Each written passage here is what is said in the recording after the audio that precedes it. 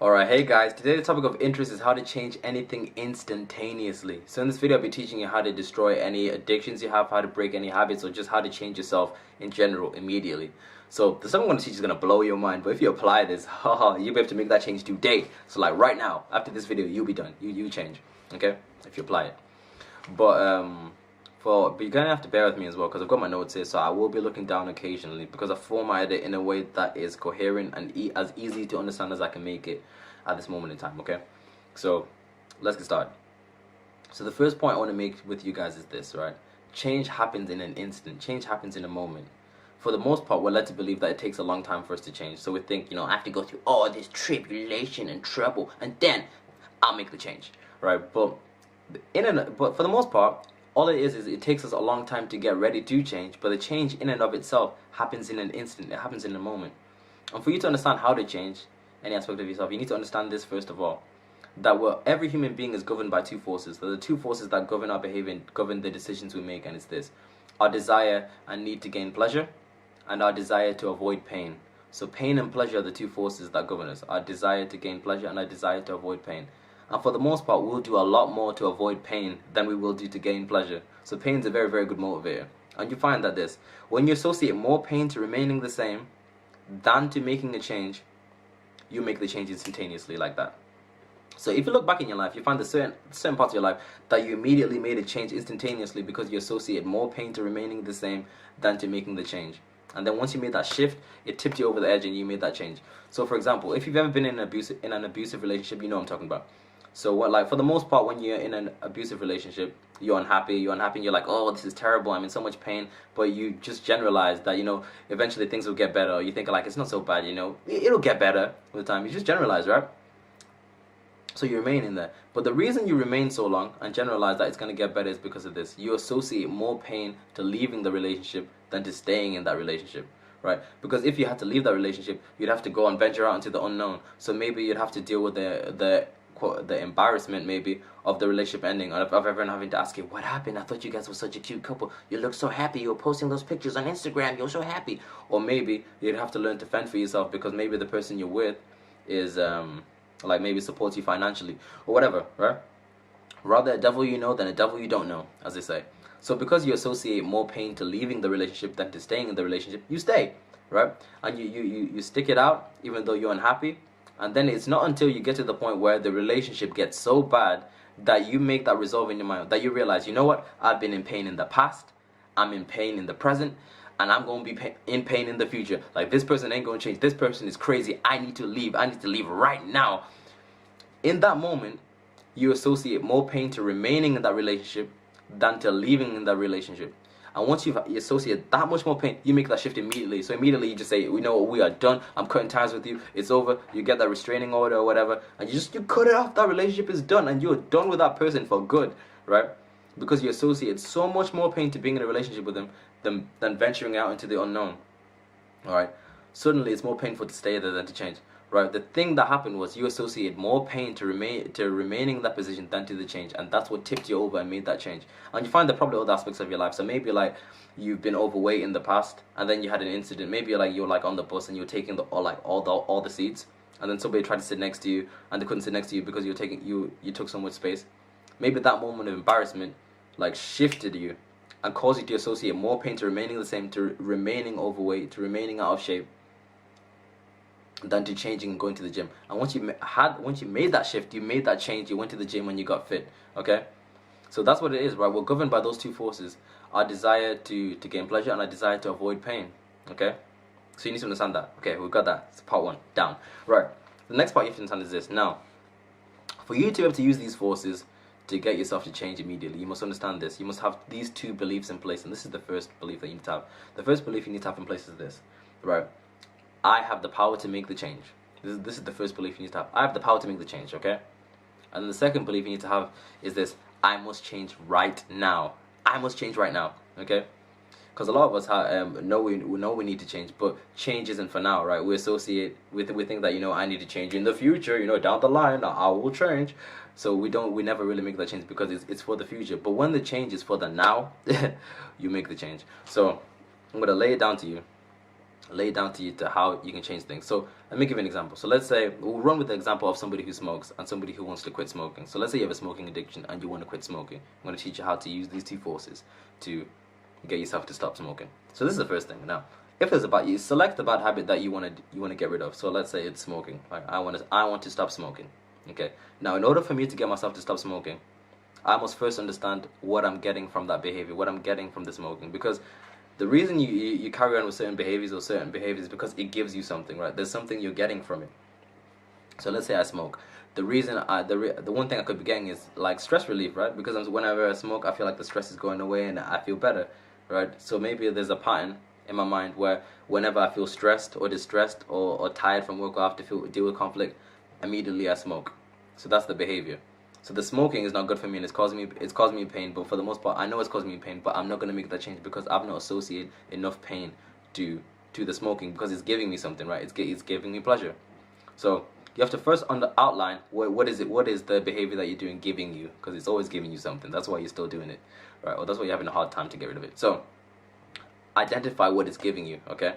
So once you've identified what it's giving you, now this is what you do.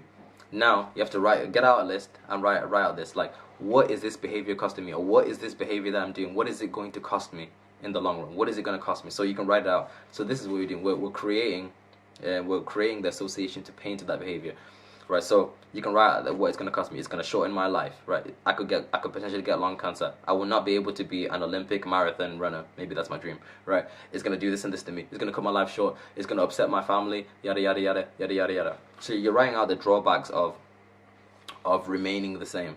Now, to take it a step further, what you can do to associate even more pain to that behavior is this: watch documentaries on people who've been smoking, and watch documentaries of people who've had lung cancer and died, right? Go visit people who are in hospital who are suffering from lung cancer because they smoke too much, right? Just finding different things that are going to add to the case of you needing to stop, so that you associate enough pain to that behavior. And you have to find what your pain threshold is, because once you associate more pain to remaining with that behavior and smoking and doing all that stuff, than to change, you make the change. But until you associate enough pain, you won't make that change, right? So you have to find what your pain threshold is. So even if you write out that list of what it's going to cost you and that's not strong enough for you, right, you need to find what it is. So either you start talking to people who have suffered from that, or think about how it is going to impact your family members. So that's a really pain-inducing question. What is this going to cost me? Because sometimes we'll do a lot more for others than we will do for ourselves. So sometimes the motivation of what it's going to cost you and the damage it's going to cost you is not going to be enough to get you to make that shift. So think about how it's going to affect the people that care about you, okay? So once you've got that down, you're ready to now make the change. You've set yourself up to make the change. Now we're ready. We're almost ready. Now, this is what you do. That habit that you want to change is a pattern of behavior.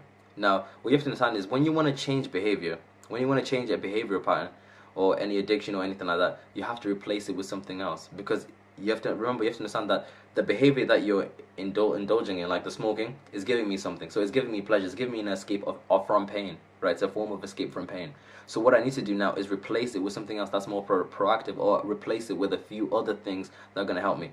But the first thing we have to do, first of all, is interrupt the old pattern of behavior that's running. So, for example, let's say, like I say, I smoke when I am upset or when I am feeling stressed. So let's say I'm in work, and then so someone does something, like I deal with a bad customer. I'm feeling stressed right now. I'm like, oh, I am upset. I am very upset. Now the pattern is running. Now I'm about to go into my bag and get my cigarette. So I interrupt the pattern. So this is how I interrupt the pattern. I become aware of my thoughts, aware of what's happening with presence of mind. I become aware.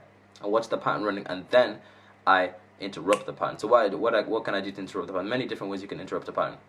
So one thing I can do is I can shout. I can speak. So I can speak. I can just say, you know what? I hate cigarettes. I hate cigarettes. I can just shout it, right? Because that's interrupting the thought pattern. It's interrupting the thought pattern that's going to lead me to that behavior. So I just shout, say, I hate cigarettes, or whatever. It interrupts the pattern immediately, okay? Or one thing I can do is I can move my body. I can just get up and start doing star jumps, or whatever. Or one thing I can do is I can get on the floor and then just start wiggling my legs in the air. Just random stuff, right? The more absurd the thing you do, the stronger the pattern interrupt will be, right? So it has to be something that's really going to shift you. So something really, really absurd. That's what's going to work. So I'm going to do a video on pattern interrupts. later down the line. But first of all, you have to interrupt the pattern. That's the first thing. Interrupt the pattern, and then you replace it with something else. So you need to find other forms of other ways to gain that pleasure, to get that relaxation. So for me, for example, let's say I smoke, and I want to be distressed. One thing I can use is I can use music. I like music. I can use books. I can use the gym. I can do all that. I can cultivate all these new habits, right? And then train myself to interrupt the pattern when the old pattern runs. When I want to smoke cigarettes, interrupt the old pattern, and then do the new thing. So do the new thing. So I'll start listening to music when I'm stressed, or I'll start reading, or I'll start going to the gym. That's a new pattern replacement. Now, once you've got that down, this is the next thing you do is this. Now you have to condition the new pattern. So it's not enough to just get the new pattern and stuff, get the new pattern and interrupt the old pattern. Now you have to condition the new pattern. And how you condition the new pattern is by rewarding yourself every time. Well, especially at the start. Especially at the start, you must reward yourself every time. At least the first 5 times, you must reward yourself every time that you indulge in the new pattern.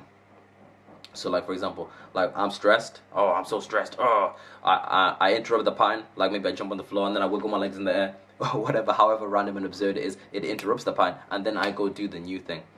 So I could go listen to music, right? Once I've realized that I said no to those cigarettes and I listen to the music, I can do something for myself. So maybe I'll be like, you know what, Josh, well done today. You deserve an ice cream. You did a good job. So I go get myself an ice cream and I reward myself. So I'll say at least the first 5 times. I'll say the first 5 times you want to condition it. You want to condition it. You want to reward yourself every time you make the right decision, because that's really what you're doing. You're reinforcing yourself, right? It's kind of like Pavlov's dog's study. If you did psychology, you know what I'm talking about. You just reward yourself. You reinforce that behavior because it's teaching yourself like good things. Whenever I do this, I deserve a reward. This is good. So especially at the start, and then you continually condition it. All right, and then over time, right, you start reducing the amount of times that you reward yourself. So for example, for the first 5 times, reward yourself, right, and then the next time, like every 3rd time that you succeed, you reward yourself, and then every 5th time you succeed, you reward yourself. Every 10th time you succeed, you reward yourself. You know what I'm saying? And eventually, what's going to happen is that pattern is going to be so well conditioned, it's going to become a part of you. And then the old pattern that was running of you going to smoke cigarettes is going to weaken and weaken and weaken. But at the start, it's going to be tough. I'm going to lie to you, it's going to be very, very tough. But this is the thing about thought patterns and behavioral patterns. The less you indulge in a certain behavioral pattern, the weaker it gets. So the less I go up and pick up the cigarette, the weaker that pattern's going to be. And then it's going to get weaker and weaker, and the other one's going to get stronger and stronger and stronger because I'm conditioning and consistently doing it over and over again. Right? The less you do something, the weaker the desire to do it becomes. The less you do something, the stronger the desire to not do it becomes. Right? It's the same thing. It's kind of like passion as well. Like if you have a passion and you don't invest and you don't act on your passion consistently, what you find is that the passion wanes, right? Because it's a pattern. Everything is a pattern, right? So the more you do something, the more compelled you will be to do it, okay? So that's the next thing. Condition it. And then keep conditioning it, okay? Yeah, and that's it. That's really how you do it. So, first of all, like I said, associate more pain to remaining the same than to making the change. So, write down pain-inducing questions. What is this costing me? What is this going to cost me in the long run? And find what your pain threshold is. First, and then identify what the old pattern was giving you, right? And once you identified what the old pattern was giving you, find other ways to get the same thing from other different means, and then condition the new pattern. Interrupt the old pattern, and then condition the new pattern over and over again. And once you do this and you apply this for the first majority of it, let's say the first week or so, it's gonna be tough. I'm gonna lie to you, it's gonna be tough. You have to keep reminding you what it's costing you, but then it'll get easier, and you can change yourself like that. Okay, so you can apply this to all these different types of behaviors. But that's it, guys. So that's the video of the day. I hope that's made sense. Goodbye.